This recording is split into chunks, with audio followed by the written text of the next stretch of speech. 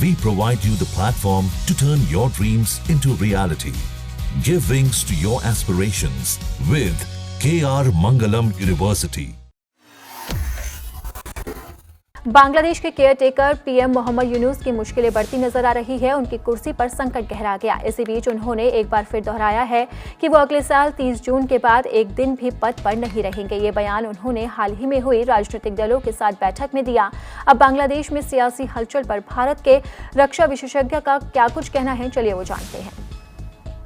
मोहम्मद यूनुस के सरकार की ये जिम्मेदारी थी कि वो बांग्लादेश में एक कानून का शासन स्थापित करें, कट्टरपंथियों के ऊपर कार्रवाई करके दिखाएं, हिंदू अल्पसंख्यकों तथा अदर माइनॉरिटीज पर हो रहे हमलों को तुरंत रोकें, और सबसे बढ़िया उनका जो दायित्व ये था कि वो बांग्लादेश में उन्हें जल्द से जल्द फ्री एंड फेयर इलेक्शंस कराने के लिए अनुकूल वातावरण को तैयार करना था, जिसको कि उन्होंने नहीं किया है।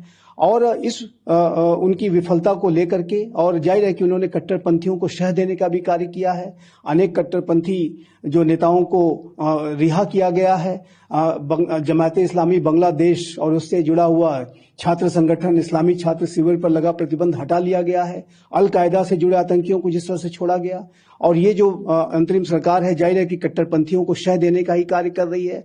पाकिस्तान की खुफिया एजेंसी ISI के साथ अच्छे और गहरे संपर्कों के तहत उनके इशारों पर काम कर रही है। तो ऐसे में ये जो सरकार है वो पूरी तरह से अपने दायित्वों को पूरा करने में विफल साबित हुई है, और इसको लेकर के बांग्लादेश की जो सेना है वो बेहद असंतुष्ट है।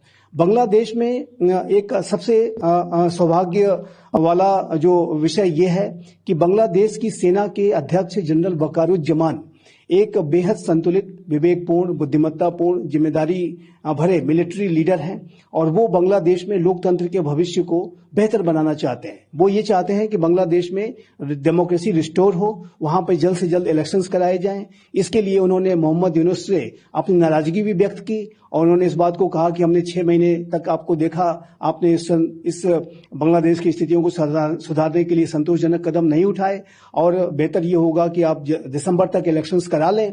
तो ये इस तरीके की जो बांग्लादेश की सेना की तरफ से जो चेतावनी आई, और उसके बाद अब सेना का जो मूवमेंट दिख रहा है बांग्लादेश की सड़कों पर, 10,000 जो है संदिग्ध लोगों को गिरफ्तार किया गया है, अराजक तत्वों को गिरफ्तार किया गया है, सेना के जो टैंक सड़कों पर दिख रहे हैं। तो इसमें ये स्पष्ट है कि जनरल वकारुज्जमान के नेतृत्व में जो सेना है वो बांग्लादेश में लोकतंत्र के भविष्य को बेहतर बनाने के लिए जो भी आवश्यक कदम है वो उठाने के लिए संकल्पबद्ध है।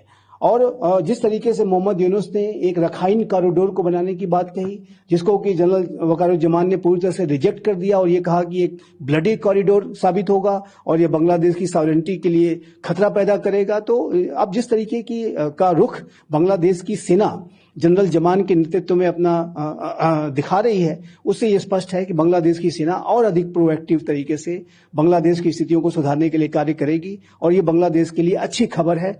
जनरल वकारुज्जमान के नेतृत्व में बांग्लादेश की सेना वहां पर डेमोक्रेसी को रिस्टोर कराने की दिशा में आने वाले समय में बड़े से बड़ा कदम उठा सकती है।